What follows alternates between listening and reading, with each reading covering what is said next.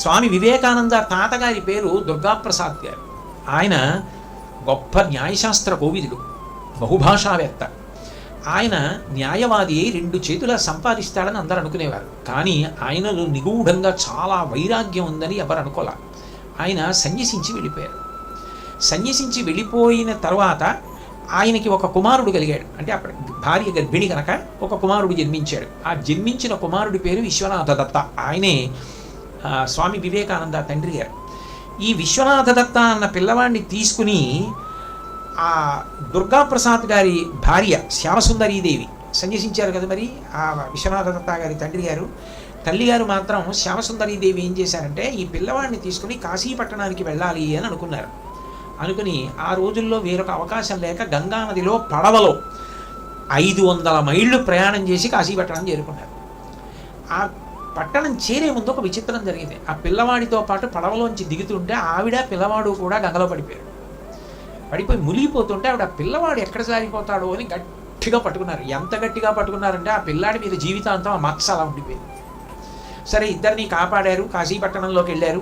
విశ్వనాథ దర్శనం చేసుకుని శివుడికి ఆరాధన చేయాలని ప్రతిరోజు కూడా గంగ స్నానం చేసి విశ్వనాథుడి ఆలయానికి వెళుతుండేవారు. ఒక రోజున గంగానదిలో స్నానం చేసి మెట్లెక్కుతున్నారు. మెట్లెక్కుతుండగా ఆ మెట్ల మీద జారి పడిపోయారు. పడిపోయినప్పుడు ఆ తల వెళ్ళి అక్కడ ఉన్న ఒక మెట్టు కొట్టుకుని స్పృహ తప్పిపోయారు.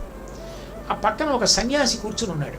ఆయన గబగబా వచ్చి అయ్యో ఎవరో స్త్రీ పిల్లవాడితో ఉంది, పడిపోయింది, స్పృహ తప్పిపోయిందని గంగ నీళ్లు చల్లి స్పృహలోకి వచ్చేటట్టుగా చేసి ఆవిడ్ని లేపి ఎవరమ్మా నువ్వు అని అడిగాడు. తీరా చూసేటప్పటికీ పూర్వాశ్రమంలో తన భార్య, ఆయన దుర్గాప్రసాద్ గారు సన్యసించి అప్పుడు కాశీలో ఉన్నారు. ఈవిడ్ని చూడగానే ఆయన గుర్తుపట్టారు, ఈమె నా పూర్వాశ్రమ భార్య అని. ఆ పిల్లవాడిని చూశారు. విచిత్రం ఏంటంటే నా కొడుకుని వ్యామోహం చెందలేదు, మాయా మాయా మహామాయా అంటూ పారిపోయారు. వెనక్కి తిరిగి కూడా చూడలేదు. అదెంత వైరాగ్యమో, ఎంత ఆశ్చర్యకరమైన వైరాగ్యమో. అటువంటి మహాపురుషులు ముందు ఉన్నారు కాబట్టి ప్రభవించారు ఇటువంటి మహాత్ములందరూ. ఆయన పారిపోయి వెళ్ళిపోయారు. ఆయన కొన్నాళ్ళు పోయిన తర్వాత కలకత్తాలో ఒక చోట అనుగ్రహ భాషణం చేయడానికి వచ్చారు.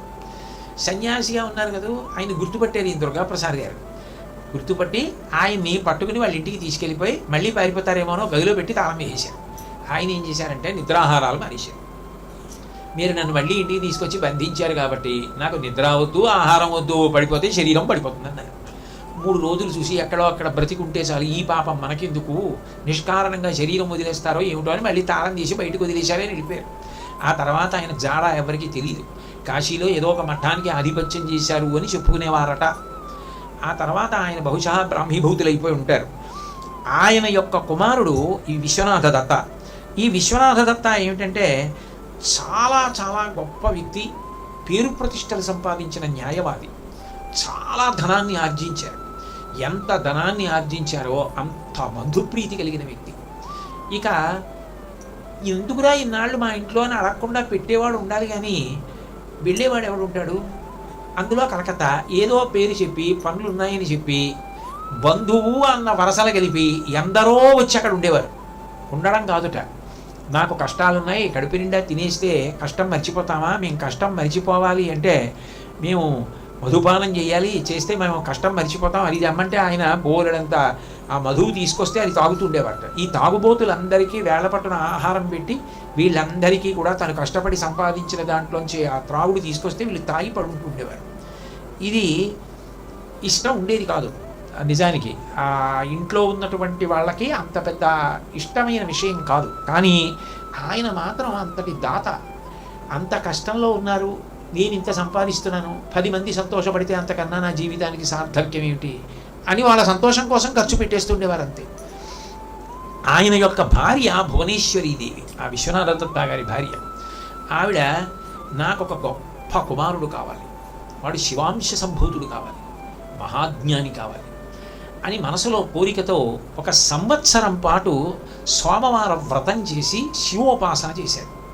చేసి తనకి తెలుసున్న వారి ద్వారా కాశీపట్టణంలో ఉన్నటువంటి వీరేశ్వర స్వామి, విశ్వనాథలింగం కాదు వీరేశ్వరలింగం, వీరేశ్వరలింగానికి 1 సంవత్సరం పాటు పూజలు చేయించారు. ఆమె 1 సంవత్సరం పాటు ఉపాసన చేసిన తర్వాత ఒక రోజు రాత్రి నిద్రపోతుంటే కాశీలో ఉన్న వీరేశ్వరలింగం ఆవిడికి కల్లో కనపడింది.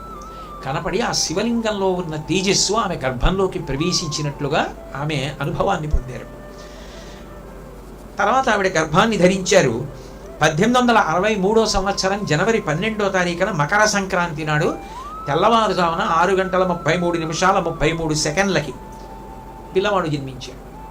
కాశీలో ఉన్నటువంటి విశ్వేశ్వరుడు వీరేశ్వరుడు రెండు కాదు కదా, ఆ శివుడే కదా. ఆయన అనుగ్రహంతో జన్మించిన పిల్లవాడిని విశ్వేశ్వర అని పేరు పెట్టుకున్నారు. విశ్వేశ్వర అని పేరు పెట్టుకుని బెంగాలీ భాషలో ముద్దుగా బిలే బిలే అని పిలుస్తుండేవారు. ఆ పిల్లవాడి పేరు తర్వాతి కాలంలో నరేంద్రనాథ్ అని మార్చబడిందంటే ప్రజలందరూ ఆయన చూసి నరేంద్ర నరేంద్ర అని పిలుస్తుండేవారు. నరేంద్రనాథ్. అక్కడ గదాధరుడు అని పేరు పెట్టి గదాయి ముద్దు పేరై రామకృష్ణ పరమహంస అయింది. ఇక్కడ ఈయనకి విశ్వేశ్వరుడు అని పేరు పెట్టుకుని బిలే అని ముద్దు పేరు పెట్టి నరేంద్రనాథ్ అన్న పేరు వ్యావహారికమైంది. వీళ్ళిద్దరూ అసలు చరిత్రలో కని విని ఎరగనటువంటి గురు శిష్యులయ్యారు తర్వాత. అయితే ఇందులో ఆశ్చర్యం ఏమిటంటే ఇంట్లో ఇంతమంది త్రాగుబోతులు వాళ్ళు ఉండడం చూసి వివేకానందుడు కొంచెం పెద్దవాడు అయిన తర్వాత తండ్రిని ప్రశ్నించాడు.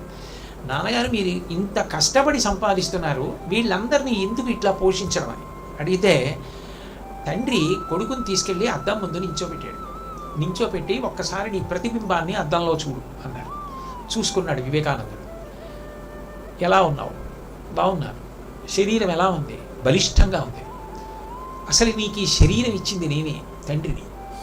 ఇంత బలంతో ఆ శరీరం ఉండడానికి కారణమై నిన్ను పోషించింది నేనే. నీకిన్ని మంచి భావాలు కలిగేటట్టుగా పిలిచి పెద్ద చేసిన వాడిని నేనే. ఒక పిల్లవాడికి తండ్రి ఇంకింతకన్నా ఏమి ఇవ్వాలి? వాళ్ళు కష్టంలో ఉన్నారు, కష్టం మరిచిపోవడానికి వాళ్ళు మధుసేవనం చేస్తే మరిచిపోతామన్నారు, వాళ్ళకి ఇచ్చాను. 10 మంది సంతోషంగా ఉండడం ఒక్కటే నాకు కావాలి. నేను సంపాదించింది మిగిలితే దాని మీద బ్రతుకుదామన్న ఆలోచన ఎప్పుడు చెయ్యకు.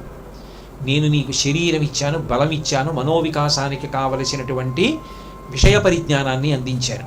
దానితో నీ అంత నువ్వుగా పెరిగి వృద్ధిలోకి రావడం నేర్చుకో. ఇంతకన్నా ఎక్కువ కోరుకోకు. ఇంతకన్నా ఎక్కువగా నేను చేసే పనుల్లో వేలు పెట్టి జోక్యం చేసుకుని విమర్శించడం అలవాటు చేసుకోవద్దు.